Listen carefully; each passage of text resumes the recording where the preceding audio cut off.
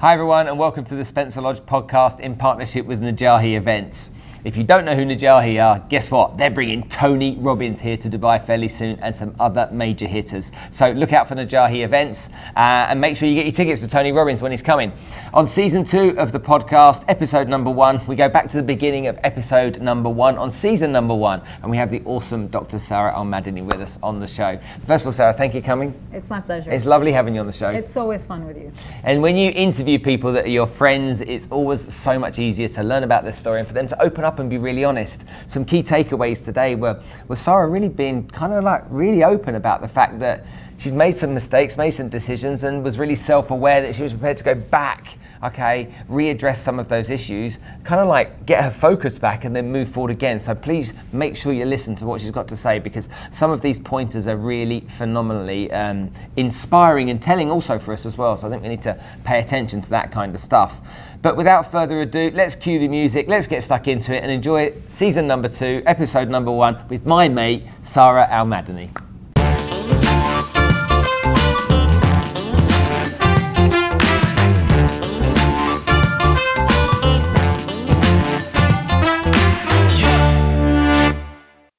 To my dear friend, thank you so much for coming on the show again. It's my pleasure. Nice to see you. So, you and I met. The return. Yeah, a couple of years back now. 2 years. And I count, Spencer. 2 years, 4 days, 3 minutes. No, I'm just Really? kidding.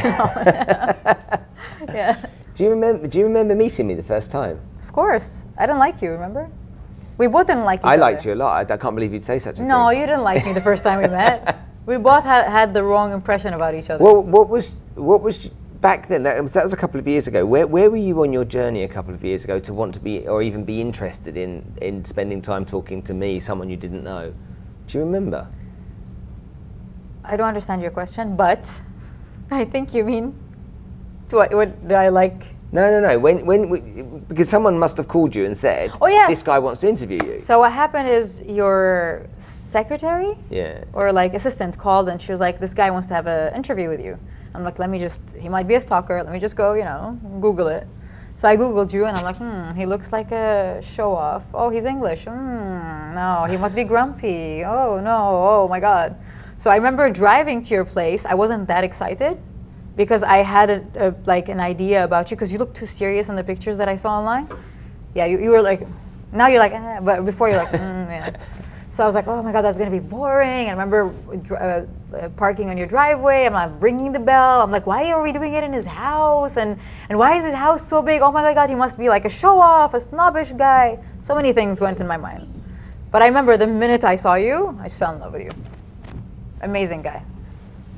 I like that. Yep. So back then, were you doing, if anybody said, can I interview you? Were you at that stage in your career, in your evolution, were you happy to talk to anyone and share your story? Was publicity important to you? Was getting your story out there important to you? Of course. Yeah? I mean, whoever knows me knows that part of my personality is I love talking and I love people. So I love meeting and I love talking and I love sharing my story because I feel like I went on a very hard, long, fun, cool journey. So I wanted to put the word out there in case anybody would get inspired by it. And now, a couple of years since we first met, you've gone on, your audience has grown dramatically over the last couple of years. You seem to be a role model for inspiring not just women, but I think all people here in the UAE and across the Middle East. Is that something that you're proud of, or you're frightened of, something that you lean into, or you think it happened by accident? Tell me about it. It wasn't intended because I was just on these platforms on social media just to put my story out there, to share, because I love people and I'm very social. So, and then people made me who I am.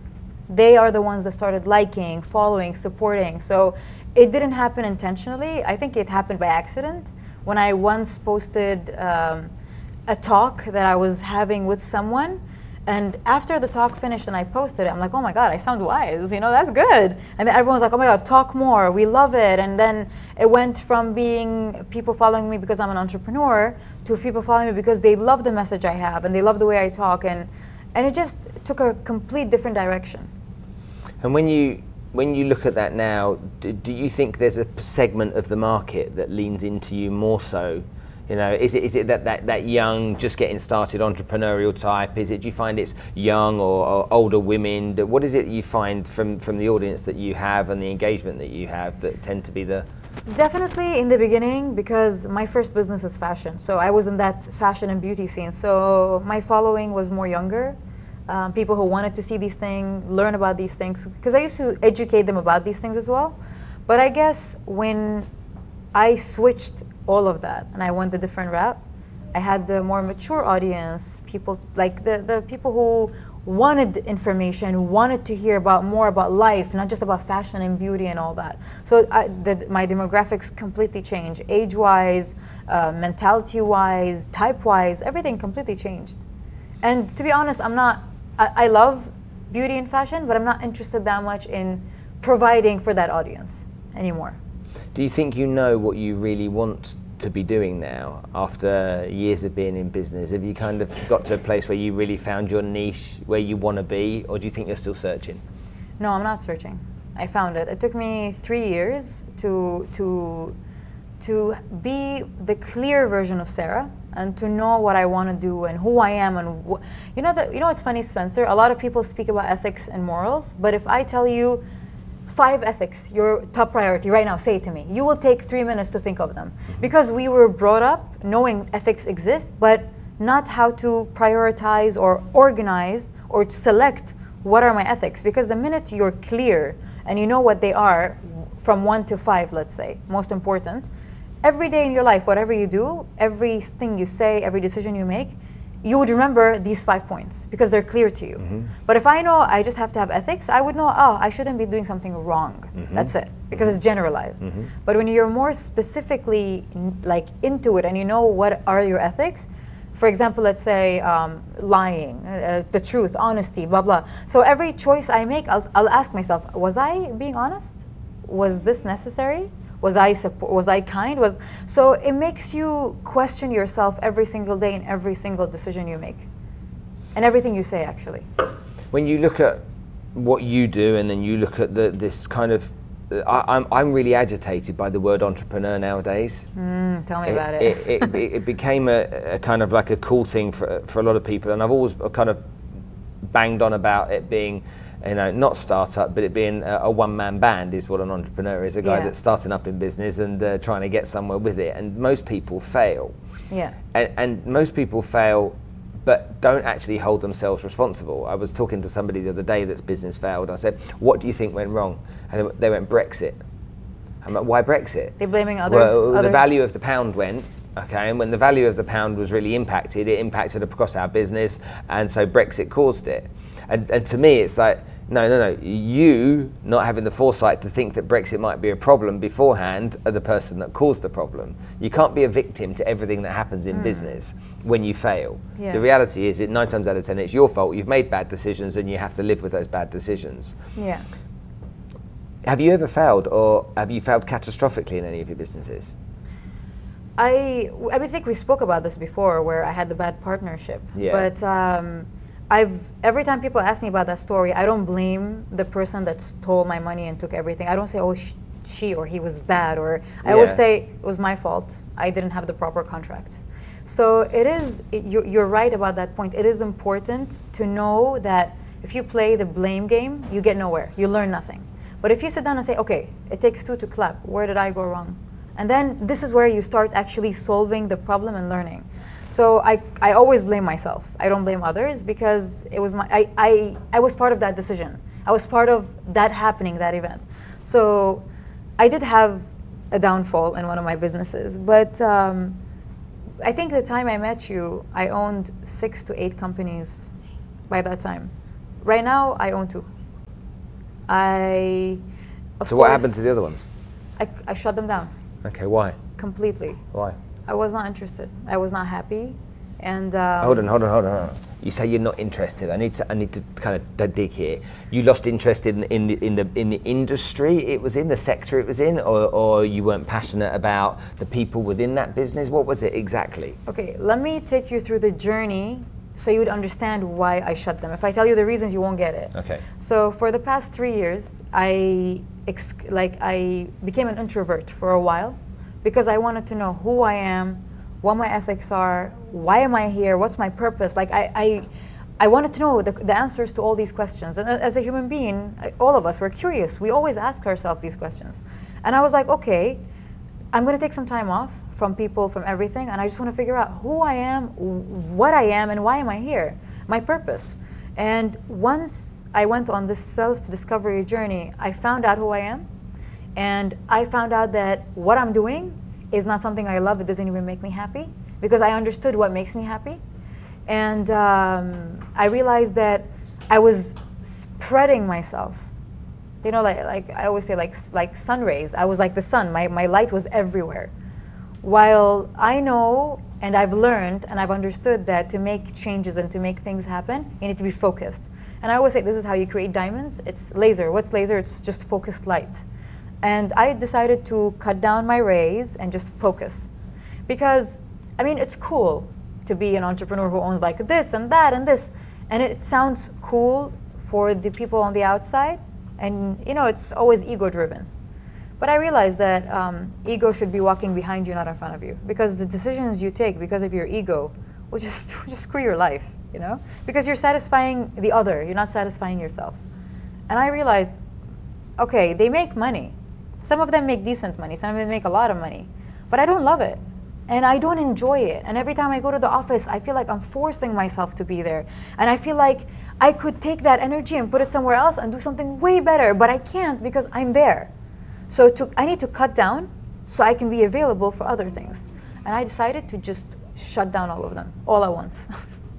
Did you really do it all at once? In a span of like 6 months, for all the documents and to like let go of the team, for them to find out. Because as a leader, I didn't want to just say, hey, you know, I don't want this, why? Bye, everybody, you know, bye. But I told them, look, let's work for 3 months, find other jobs, I recommend you to other people and all that. And I did that, and it took me 6 months to just shut down completely. The awesome Maktoum is with us, so... I'm sorry, my son is loud. Come. He's like, can I be with you for 1 second? There you go, you can see it. My name is Maktoum. And Woo. this is my show.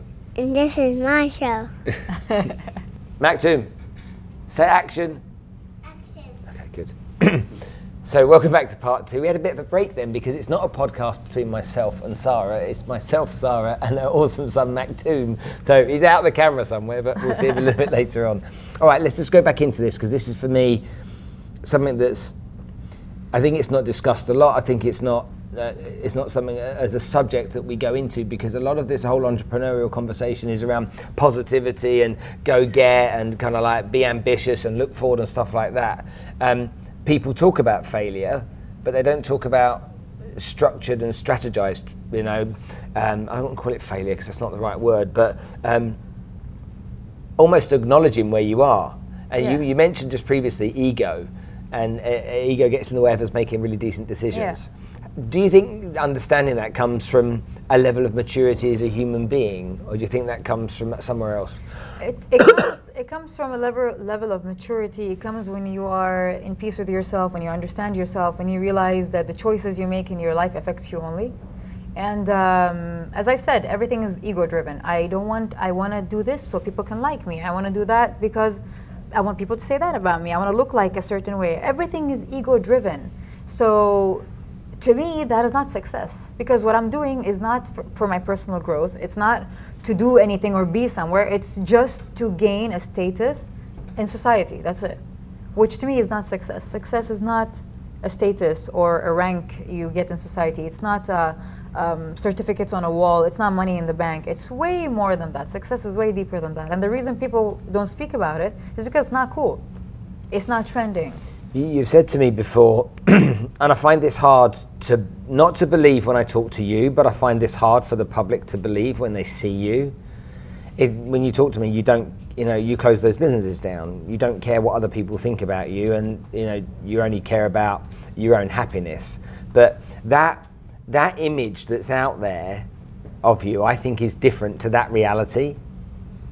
Yeah. Is that a fair observation? I don't think it's a fair observation, but you can't, I mean, you can't tailor make yourself in the media because everyone has his own perception idea. Like a lot of people think that I am a very snobbish person who's a show off, who's a, like. You. Exactly. You see the answer? It's like me.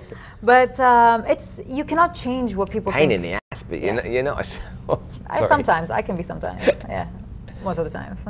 But yeah, I guess like people see you the way they want to see you, but what you can do is, for example, if people tell me, what do you want to achieve with people?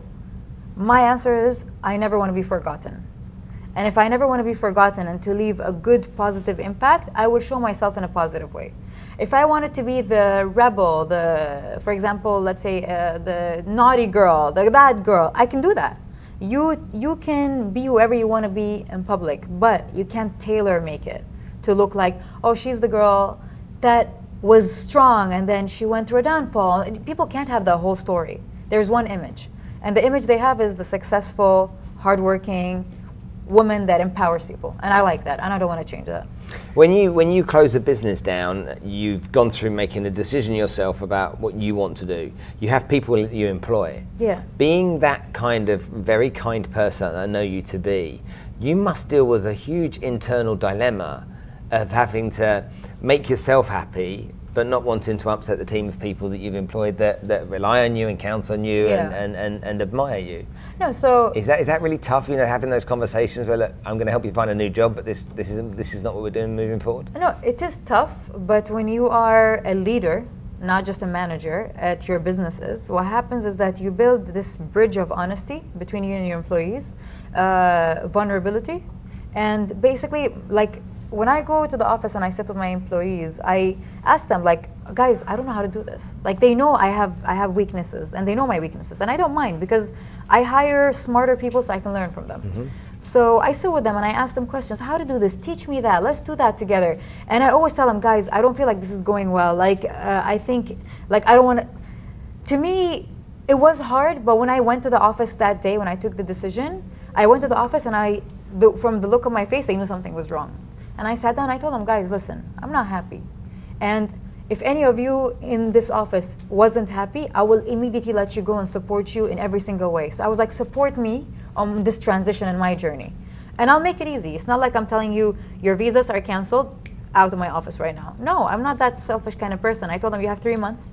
Figure yourself out. I recommend you. I even like my best people that I had to headhunt for years and find in like 4 years, my dream team, I gave them away to other people so they can improve their businesses.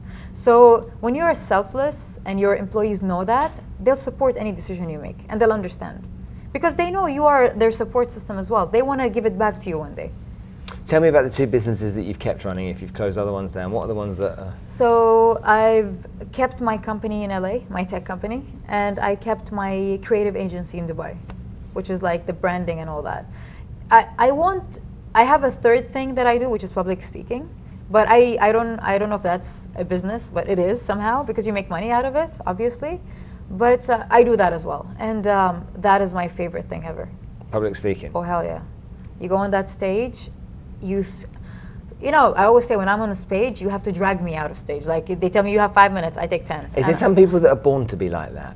Yeah, 100%. Because it's the place I'm the happiest. It is, right? Yeah. This is why I always feel me and you are like the male version of me, I'm the female version of you. No. Trust me. It's that. And we both don't have facial hair, so that's good. You're doing some of your videos. Yes, it's a filter. I've seen some of those. Even yesterday I saw some with you with a beard. Very interesting. No, but where does that come from then? This is a really interesting point. If we share that same desire, where does it come from? Is it performing? I think... Excuse me. It is performing. Yeah. But my dad always told me when I was a kid, I was always like stand in the middle of the room and start speaking and wanted and demanded attention and all that.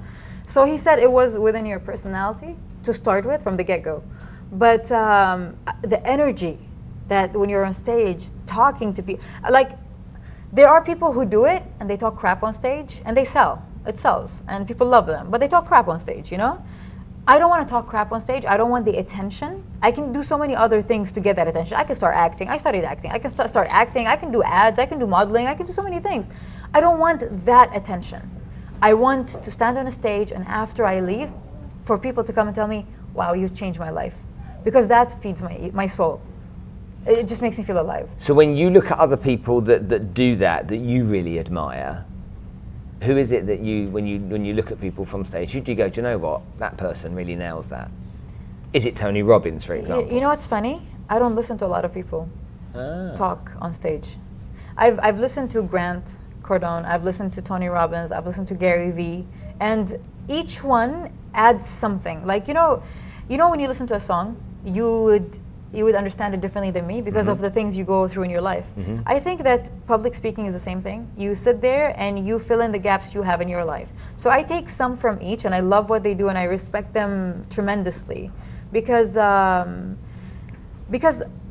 remember I sat with Gary Vee, and he told me something. He said, I can change the world, and I believe it, and I sleep on it, and I know it, and it's in my bones. I can change the world. And that really moved me, you know, and because self-love nowadays is misunderstood and looked down upon, you know what I mean? Because when you love yourself, people think you're a show-off, but it's completely not. And then I realized that, damn, I should say that to myself more often. I should say that to people, because I do believe I want to change the world. I want to do that in a better way, so why not say it? Do you? Yeah. Yeah? 100%. I used to think it internally, but now I can say it out loud. Okay, so you have it. Yes. Yeah. How do you want to change the world? Because the world, Earth, the world is not a living thing. It's something. We are the living things. We are the ones that make the changes. We are the ones that, you know, can affect things. So if you can change people one by one, and that person changes other people, and it's infectious. It's like a virus. It spreads. Kindness is like a virus. So when you change people, you change the world. So, and even if it's one person, it's enough for me. I had a message that came through to me on my phone, it was the day before yesterday, saying, what you do really inspires me, and I just want to say thank you. And when I get a message like that, it just makes you the happiest. I'm on fire. Yeah. My whole body grows, and I just it's like, wow, there's validation. Yeah. There's somebody 100%. that's gone, and it's funny how it only needs to be one person. And I know there's lots of people out there with much bigger audiences. I mean, Tony Robbins, I'm sure he gets a lot of that kind of stuff. But for me, when one person does it, it's such validation. Because one person is a success story. That's it. You're done. I'm successful. If I change one person's life, their whole life is changed. I'm successful. So yeah, I mean, I understand what you're saying. But you know what's funny? A lot of people think that if anybody gets a message like that, they'll be happy. No. I know a lot of social media influencers, they get messages from people that say, you inspire me, and you know how on Instagram you choose to delete or accept and read the message and reply? They press delete because it makes their ego feel good, but it doesn't make them feel good because it doesn't feed them. Like they feel good, oh my God, I'm loved, full stop. But it doesn't make them feel like they're changing the world. So it's not for everybody, Spencer, and not everybody enjoys it. If public speaking is something that you're really passionate about, and you actually said you make money but it's not a business, if you made a business out of being a public speaker and that's what you did full-time 4 or 5 days a week? Oh my God, I would be on cloud number 9. Really? Oh yeah, big time. And I've even said that to my husband a while ago. I'm like, you know, honey, I just want to stop everything and just do public speaking. And you know, I've been working on my book for a while that I can't finish because I'm dyslexic, so it's hard, guys. But so I'm almost towards the end, but I know that book will be the beginning of that journey. It's a validation. It takes you somewhere, you know. So I think after that it will all it will kickstart and everything is going to start. And I don't mind doing no business at all and just doing that business, because my business is the people business. I love people. You love people so much, you found someone to marry recently. Yes. Congratulations. Such a sweetheart. It was awesome being at your wedding. Thank you for inviting me. You had fun? Yeah, I had a great time. Yeah, it was really cool. Did you tell them how everyone thought you worked at the hotel? No, I didn't. So he was wearing, so the theme of the wedding was Indian, Bollywood, Pakistani theme. So everyone is supposed to and must and doesn't have a choice but to come wearing Bollywood style. So Spencer walks in and he's like, everyone thinks I work in the hotel. And I look at his clothes and he has like a lion embroidery on his thing. I'm like, dude, you look like you work at the Ritz-Carlton. He had the logo of the hotel. The hotel is a lion. So people were asking you for like drinks and like, where's the toilet? I don't know. Why isn't my room ready? I don't know. So it was cute. So thank you for being there. No, it's great. I know you've been married before, but being married now, what's different for you? When the thing is, you have to do it right to understand where you went wrong. So when you're with the right person, marriage is completely different. It's freedom, it's happiness, I don't feel married with my husband. I feel like I'm living with a friend. I'm completely free, I'm myself. Yeah, I feel like I'm myself. I don't feel like there's anything stopping me from being who I am or doing what I want to do. And I do it, and even if there are limits definitely when you're married, right? But even those limits, I'm not crossing them willingly. I love it, you know? So just being with the right person completely changes your life. And obviously he's a successful entrepreneur and he's built successful businesses. Is he a good guy to brainstorm with? Oh, hell yeah. You know what's cool? Like every time we go to meetings, whether it's mine or his when I'm in America, I go to all his meetings with him. And all the people who are waiting for us for the meeting, like, why is he bringing his wife? And then once we sit there, we both start talking business and we bounce back and forth and we support each other's ideas. And I learn a lot from him and he learns a lot from me. Like I have my complete admiration as to this man and how he thinks and his ethics. And people then go like, man, I wish I had that kind of relationship with my wife.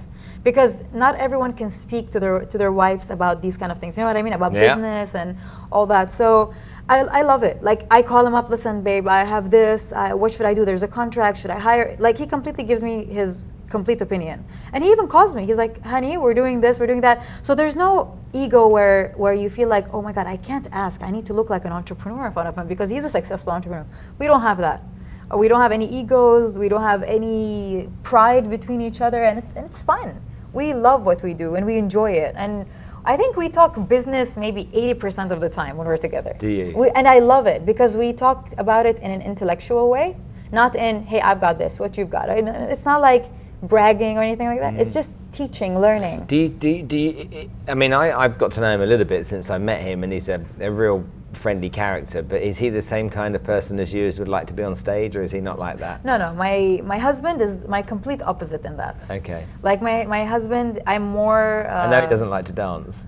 Oh my God, he hates dancing. He hates it. He's good. He's a good dancer. I've seen him move his body. He's got some moves, you know? But he's just not confident that he does. But the thing is, I'm the funny, the outgoing, the loud one, the one that, he always tells people, my wife, you'd see her in the street hugging a tree. Like she's so social, she's so out there that she'd have a conversation with a tree. And I'm like, yeah, of course I'll do that, I love it. But my husband's the complete opposite. He's very preserved and he doesn't give his energy and doesn't open up to anyone at all. Like he's very selective. And you were like, I remember in the wedding, he was sitting down after the wedding. I was like, yeah, so are you excited for the honeymoon? He's like, you know who's my favorite person in the wedding? I was like, who? He's like, Spencer. I was like, were you sitting analyzing people in the wedding? He's like, yeah, I was like choosing people, looking. So he's a Capricorn. So he's that very selective person, I don't know if he's an introvert, but he is social when he wants to be, when he has to be. But he's not moody and stuff. So that's what I like about him. Nice. Yeah, so my complete opposite, and I think that's why it works. Because if we're both loud, if we're both social, then it's a disaster. It sometimes can be a bit of a clash. Yeah. Okay, I just want to go back into this thing just for a couple of minutes and just try if we can, because we're friends. Maybe try and give our audience here just 2 or 3 tips about a subject that we've talked about, but I think a lot of people might think about, but they haven't gone there. With that, I've got too many businesses, or I'm going in the wrong direction. How do I kind of like backtrack a little bit and then reassess myself and before I move forward again? Because that's in essence what you did. You've stopped and you've gone, hold on a minute here, is this what I really want to do? It's not what I really want to do. So you've made some changes so that then you can move forward, yeah? Yeah. Fair? Yeah, fair. So in terms of people being in a position like that where they might be frustrated right now Yeah. or disillusioned right now with where they are, and having probably the outside pressure of others making them feel like they need to continue when maybe they don't. True. How can we give some people some tips to really I'd be able to identify with that? We can, okay, let's there, break it down. Yeah. Let's give a business tip, let's give a personal tip, and let's give a social tip. Good. All right? Good. So I'll start and then you give your tip, all right? Okay. So my tip is stop being married to your business and treat it like a casual date. Try twice, 3 times. If you feel like it doesn't work, you're not compatible, walk away. To me, a business is like a relationship. Would you be with a man that cheats and is moody, you don't understand much? You wouldn't want that, right? It's a life decision. I wouldn't be with a man at all. The advice is he wouldn't be with a man. We get it completely. That was for the audience. But thank you for letting me know. No, so stop being married to your business. Treat it like a casual date. If it doesn't work, walk away. If you really want to be successful, success is what you've done for yourself and what you've done for others. If you really want to feel like a human being, if you really want to grow, if you really want to be happy at what you do, you got to be selfless, not selfish. Because when you're selfish, you're lonely. That's it. Because you want to do everything for you, it's me, you know? But there is a third eye, open it up, it's we, it's not me. And so stop having that relationship with your business and sleeping with your business and doing all of this with your business, because once you're married to someone, it's hard to leave. If they're bad, if they're good, you're like, oh, I'm married already. No, you're not. You're not stuck. Who cares about what people say? Let them say, oh, X shut his business, he failed. Doesn't matter, they don't pay your bills. By the end of the day, you go back home, you're alone, you're in your house, in your space, they're not with you. So that external facade, lose it. It's not important because you can change it whenever you want. Basically, that's it. Okay. What's your business advice? My advice is, whenever you start a business, you have grand intentions. You write a business plan, you feel it's something that you're passionate about. And I think that a lot of people continue through, even though they're not necessarily passionate anymore. And I think you have to understand why you went into the business in the first place. If you went into the business just to make money, then invariably you're going to lose the impetus. Yeah. But like you have to be really honest with yourself. And something I do, which some people think is a little bit weird, is I actually look into my pupils in the mirror. Okay. So I go into the mirror and I look at myself and I look deep into my pupils and I ask myself questions about what I really want. I don't think that's weird. And do I really, really want to do this? Is this really what my heart is telling me is going to make me happy? And it's like when people invest money. They invest $100 and the $100 goes down in value to $95. And they can see it might go down further, but what do? They leave the money in there. Because they're $5 down now and they want to make it back up to the 100. And so they leave it in there and it goes down to be worth 85 and then 75 and then and it keeps going down and down and down. And then they're in a situation where they say to themselves, I can't get out now.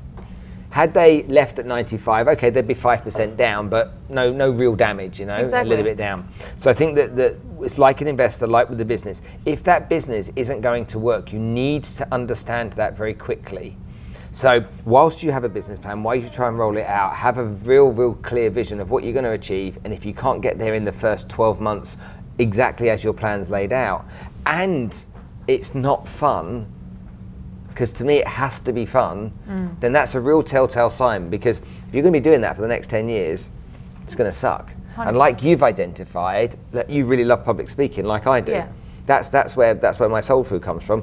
If I did that all day, every day, I'd probably be my most happiest. Yeah.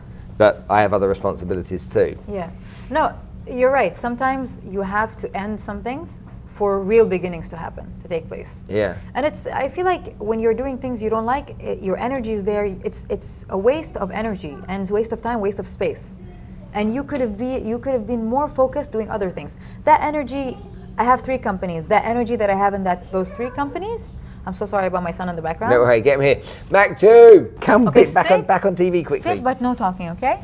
Okay, we'll get you. Hold on a minute. Yeah, so basically if you had 3 businesses and your energy is inside these 3 businesses, and you're like, yeah, but I want to be successful. How could you do that if you're spread into 3 places?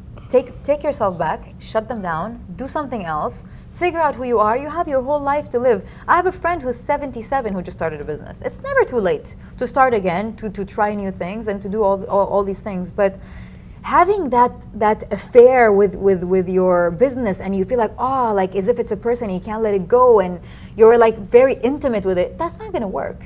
Treat your business like it's casual dating. I think that a lot of the time in business, people don't know what they're good at. You know as well as I do, running your own business and being in charge of a business yourself with all the responsibilities that go with it, for a lot of people it's not fun. It's true. Sometimes being a number 2 in a company is much better than being the number 1, number 7 even. And I think that a lot of people aren't aware of that. A lot of people aren't clear. Now? You can go now, You go now. He's fed up with business talk. But no talking. So I find that a lot of people don't really understand themselves. They want to set their own business up. They want to be in charge. They want to go and grow something that they care about, but they don't realize what's involved. Whether that's the finances, whether that's the planning, the operations, all kinds of different aspects to a business, IT. A lot of people, when you're in charge of all that kind of stuff, can be quite scary. It is. I actually don't like being the boss. Like, being the boss is not my favorite thing to be. Okay, I get you. Because being the boss means that everything is my responsibility. Everything stops with me. And so when I work with people and have employees, I'd rather that we're all kind of equal. We're like part of a gang together, a community, a cooperative or something. Does that make sense to you? Yeah, like I do that a lot. I don't put titles. I just like, it's funny. I've never said that before to anyone, but in the office, I have the officer foodie. The person that eats a lot in the office, and I have the sleepy, I have the cool, this is their job titles, and then everyone has deliverables they have to deliver, that's it. I don't say that I'm the owner, and I don't walk in like playing that role with a cape and, oh, don't talk to me. I don't have that. My office is, I don't even have an office. I have a desk. My employees have offices, I don't. But we have an open door policy. So you're right, when you are on one level, you work in harmony. But when you're on top, there are so many responsibilities. Everyone is waiting, looking up, underestimating, thinking, and you're stressing because this is responsibility. But you're all equal. The responsibility is shared equally. And when you don't make them feel like you're the boss and you make them feel like you're part of the team, that is 100% pure leadership. Yeah. I think another thing to remember is if you do fail, you only lose money. That's at the end of the day all that gets lost. And a lot of people hang so much on money. But you can always make money again, as long as you. They dwell on it, Spencer. I know a person she's been crying for 4 years because she lost money. I was like, in these 4 years, if you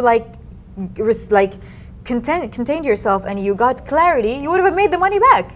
But you decided not to, and you decided to sit down and cry about it, would change nothing. So it's true. Failing sometimes is money, and sometimes money is all a person has. But just like you made it, you can do it all over again. You haven't lost yourself. See, I always tell people this: if you close down businesses or fail, it's fine, because the money maker is not the idea. Someone else can come and do a better idea.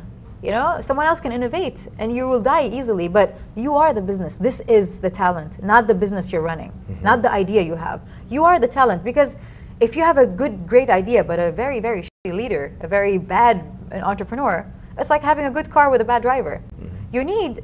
It has to be equal, you know what I mean? Yeah. So yeah, it's I don't know, but definitely.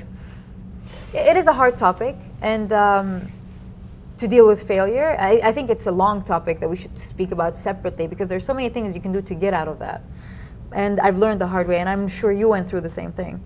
But definitely sitting down and dwelling in sorrow is never going to get you anywhere. It's never going to take you back in time, never going to fix anything. No. I learned when I stopped focusing on money, I made more. Yeah. Yeah. Because it wasn't what I was hanging my hat on all the time. I think focusing on money is such an old school way of thinking.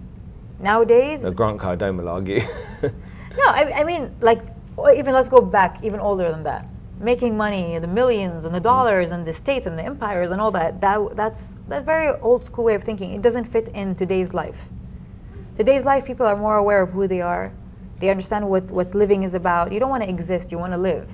And they understand what happiness is about. They're curious about all of that, because I think social media, it made all of that very transparent, while before we were all controlled. You know what I mean?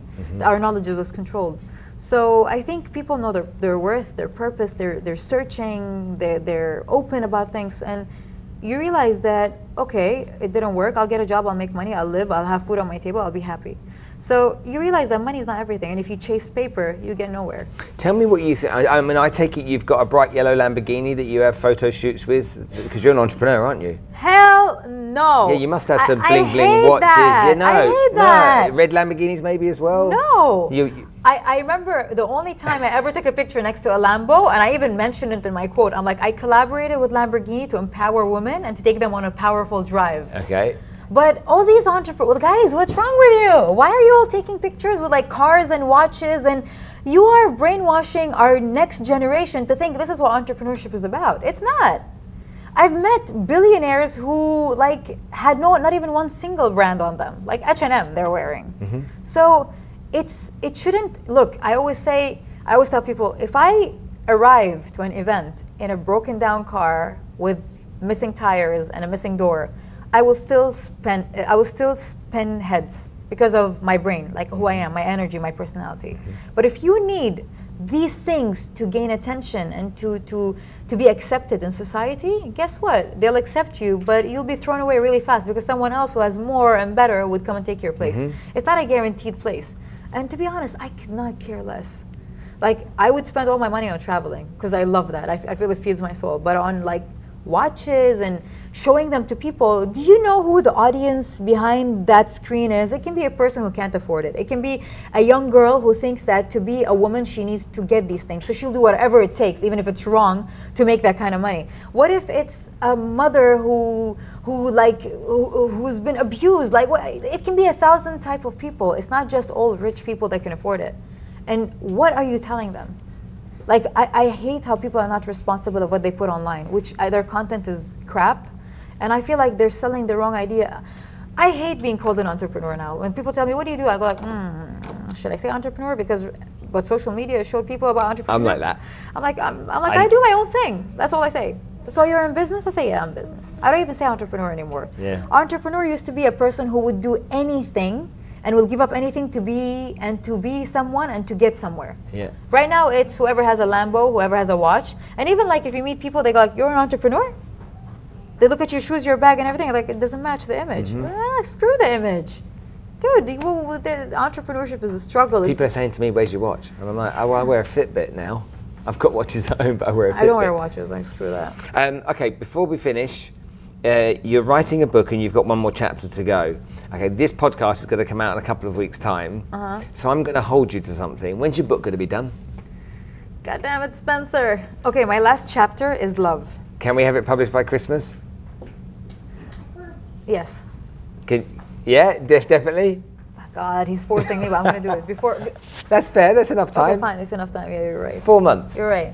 It's just hard being dyslexic and trying to write a book. That's why I really want people to appreciate the hardship I went through to do that. This is really hard work. That's why I'm dragging it out. And to keep your mind focused on it, because when you have dyslexia, you just can't focus. If you're not interested, you lose interest. So it's hard, but I promise you, now that it's witnessed, and yeah, I'll do it. And last question, do you like being on camera? I love being on camera. You do? I love it. There's no shame in the game. I love it. What's wrong with that? Well, some people do and some people don't. I like being on stage and I like being on camera, and I've got no issues with that. I'll lean into that all day long. But but I'll tell you something. I can speak better in front of people than a camera.